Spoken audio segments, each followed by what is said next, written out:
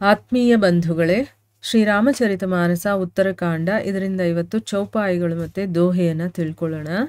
ನಿಂದ ಅಸ್ತುತಿ ಉಭಯ ಸಮ ಮಮತಾ ಮಮ ಪದಕಂಜ ತೇ ಸಜ್ಜನ ಮಮ ಪ್ರಾಣ ಪ್ರಿಯ ಗುಣ ಮಂದಿರ ಸುಖ ಪುಂಜ ಸುನಹು ಅಸಂತನ್ಹ ಕೇರ ಸುಭಾವು ಭೂಲೆಹು ಸಂಗತಿ ಕರಿಯ ನ ಕಾವು तिन्ह कर संग सदा दुखदाई जिमी कपिलही घालई हरहाई कलन्ह हृदय अति ताप विशेषी जरहि सदा पर संपति देखी जह कहूँ निंदा सुनहि पराई हरषहि मनहु परि निधि पाई काम क्रोध मद लोभ परायन निर्दय कपटी कुटिल मलायन बयरु अकारण सब काहूँ सो जो कर हित अनहित ताहूँ सो झूठ ही लेना झूठ ही देना झूठ ही भोजन झूठ छबेना बोल ही मधुर बचन जिमि मोरा खाई महा अहि ಹೃದಯ ಕಠೋರ. ಇವು ಚೌಪಾಯಿಗಳು ಮತ್ತು ದೋಹೆ. ಈಗ ಅದರ ಅರ್ಥವನ್ನು ತಿಳ್ಕೊಳ್ಳೋದಕ್ಕೆ ಪ್ರಯತ್ನ ಮಾಡೋಣ. ಇಲ್ಲಿ ಸಂತರು ಹೇಗಿರ್ತಾರೆ, ಅವರ ಒಂದು ಲಕ್ಷಣ ಹೇಗಿರುತ್ತೆ, ಅವ್ರ ಬಗ್ಗೆ ಮಾತಾಡ್ತಾ ಇಲ್ಲಿ ಹೇಳ್ತಾ ಇದ್ದಾನೆ ಭಗವಂತ. ಸಜ್ಜನರು ಶಾಂತಿ, ವೈರಾಗ್ಯ, ವಿನಯ, ಈ ರೀತಿಯ ಪ್ರಸನ್ನತೆ ಇದೆಲ್ಲ ಮನೆ ಮಾಡಿರುವಂಥವ್ರು. ಅಂದರೆ ಅವರಲ್ಲಿ ಈ ಗುಣಗಳೆಲ್ಲ ಇರುತ್ತೆ. ಆಮೇಲೆ ಅವರಲ್ಲಿ ಶೀಲತೆ, ಸರಳತೆ, ಮೈತ್ರಿ ಭಾವ ಇರುತ್ತೆ. ಬ್ರಾಹ್ಮಣರಲ್ಲಿ ಭಕ್ತಿ ಇರುತ್ತೆ. ಇದೆಲ್ಲವೂ ಕೂಡ ಧರ್ಮಕ್ಕೆ ಮೂಲ. ಭರತನಿಗೆ ಹೇಳ್ತಾ ರಾಮ ಹೇಳ್ತಾನೆ, ಈ ಲಕ್ಷಣಗಳು ಯಾರಲ್ಲಿರುತ್ತೋ ನಿಜವಾದ ಸಂತರು ಅವರು ಅಂತ ತಿಳ್ಕೋಬೇಕು. ಅವರು ಶಮ, ದಮ, ನಿಯಮ, ನೀತಿ ಈ ಒಂದು ಮಾರ್ಗಗಳಿಂದ ಯಾವತ್ತೂ ಅವರು ವಿಚಲಿತರಾಗೋದಿಲ್ಲ. ಅವರು ಯಾವತ್ತೂ ಕೂಡ ಕಠೋರವಾಗಿ ಮಾತಾಡೋದಿಲ್ಲ ಅಂತನ್ಬಿಟ್ಟು ಹೇಳ್ತಾನೆ. ಮುಂದುವರೆದು ಹೇಳ್ತಾನೆ, ನಿಂದನೆ ಮತ್ತು ಸ್ತುತಿ ಎರಡನ್ನೂ ಕೂಡ ಸಮಾನವಾಗಿ ಅವರು ತಿಳ್ಕೊಳ್ತಾರೆ. ಈಗ ಯಾರಾದರೂ ನಿಂದನೆ ಮಾಡ್ತಾರೆ ಅಂದರೆ ತಕ್ಷಣ ಅವ್ರು ಕೋಪ ಮಾಡ್ಕೊಳ್ಳೋದಿಲ್ಲ. ಈಗ ಸಾಮಾನ್ಯವಾಗಿರುವಂಥ ನಾವೇನು ಮಾಡ್ತೀವಿ, ಯಾರಾದರೂ ಬೈದರು ಅಂತಂದರೆ ಕೋಪ ಮಾಡ್ಕೊಂಬಿಡ್ತೀವಿ. ಯಾರಾದರೂ ನಮ್ಮನ್ನು ಹೊಗಳಿದ್ರು ಅಂತಂದರೆ ನಾವು ತುಂಬಾ ಖುಷಿಪಟ್ಟು ಮೇಲಕ್ಕೆ ಏರ್ಬಿಡ್ತೀವಿ. ಅಂದರೆ ಅಷ್ಟು ನಮಗೆ ಆ ಒಂದು ಸಂತೋಷ ಆಗ್ಬಿಡುತ್ತೆ. ಆ ರೀತಿ ಇರೋದಿಲ್ಲ ಅವರು. ನಿಂದನೆ ಮಾಡಿದ್ರು ಸ್ತುತಿ ಮಾಡಿದ್ರು ಸಮಾನವಾಗಿ ತಗೊಳ್ತಾರೆ.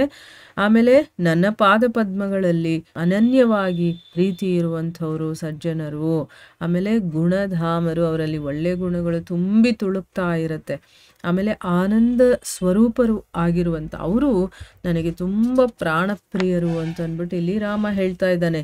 ಇನ್ನು ಇಷ್ಟೊತ್ತು ಸಜ್ಜನರು ಹೇಗಿರ್ತಾರೆ, ಅವ್ರ ಗುಣಗಳೇನು, ಲಕ್ಷಣಗಳೇನು ಅಂತೆಲ್ಲ ಹೇಳ್ದು ಅಲ್ವಾ. ಈಗ ದುರ್ಜನರು ಹೇಗಿರ್ತಾರೆ, ಅವರ ಲಕ್ಷಣಗಳು ಏನು ಅದನ್ನು ಕೇಳಿ ಹೇಳ್ತೀನಿ ಅಂತಂದ್ಬಿಟ್ಟು ಹೇಳ್ತಾರೆ. ಯಾವತ್ತೂ ಕೂಡ ಮರೆತು ಕೂಡ ಅವರ ಸಾಂಗತ್ಯವನ್ನು ನಾವು ಮಾಡಬಾರ್ದು. ಅವರ ಸಹವಾಸ ಇದೆಯಲ್ಲ ಅದು ದುಃಖಗಳಿಗೆ ಕಾರಣ. ತುಡುಗಧನ ಇರುತ್ತಲ್ಲ ಅದು ಸಾಧುಕ ಕಪಿಲೆ, ಸಾಧು ಆಗಿರುವಂಥ ಹಸುವನ್ನು ತನ್ನ ಸಂಘದಿಂದ ಕೆಡಿಸುತ್ತೆ. ಮತ್ತು ದುಷ್ಟರಾಗಿರ್ತಾರಲ್ಲ ಅಂಥವರ ಹೃದಯದಲ್ಲಿ ತುಂಬ ಸಂತಾಪ ಇರುತ್ತೆ. ಅವರು ಬೇರೆಯವರ ಸಂಪತ್ತನ್ನು ನೋಡಿ ಯಾವಾಗಲೂ ಅಸೂಯೆ ಪಟ್ಕೊಳ್ತಾ ಇರ್ತಾರೆ. ಅಯ್ಯೋ ಅವ್ರ ಹತ್ರ ಅಷ್ಟಿದೆ, ಅಯ್ಯೋ ಅವ್ರ ಹತ್ರ ಅಷ್ಟಿದೆ, ನನ್ನ ಹತ್ರ ಇಲ್ವಲ್ಲ ಅಂತ ಕುರುಬ್ತಾ ಇರ್ತಾರೆ. ಅಂದರೆ ಕೊರಗ್ತಾ ಇರ್ತಾರೆ. ಅಯ್ಯೋ ಅಯ್ಯೋ ಅಯ್ಯೋ ಅಂದ್ಕೊಂಡು ನನ್ನ ಹತ್ರ ಇಲ್ಲ, ನನ್ನ ಹತ್ರ ಇಲ್ಲ ಅಂತ ಅವರು ಕೊರಗ್ತಾ ಇರ್ತಾರೆ. ಅವರು ಯಾವತ್ತೂ ಕೂಡ ಬೇರೆಯವರ ನಿಂದನೆಯನ್ನು ಕೇಳಿದ್ರೆ, ನಿಧಿ ಸಿಕ್ಕಿದ್ರೆ ಎಷ್ಟು ಸಂತೋಷ ಆಗುತ್ತೋ ಅಷ್ಟು ಸಂತೋಷ ಅವ್ರಿಗಾಗುತ್ತೆ. ಬೇರೆಯವ್ರಿಗೆ ಯಾರಾದರೂ ಬೈತಾ ಇದ್ದರೆ ಅದೆಲ್ಲ ತುಂಬ ಇಷ್ಟ ಅವರಿಗೆ.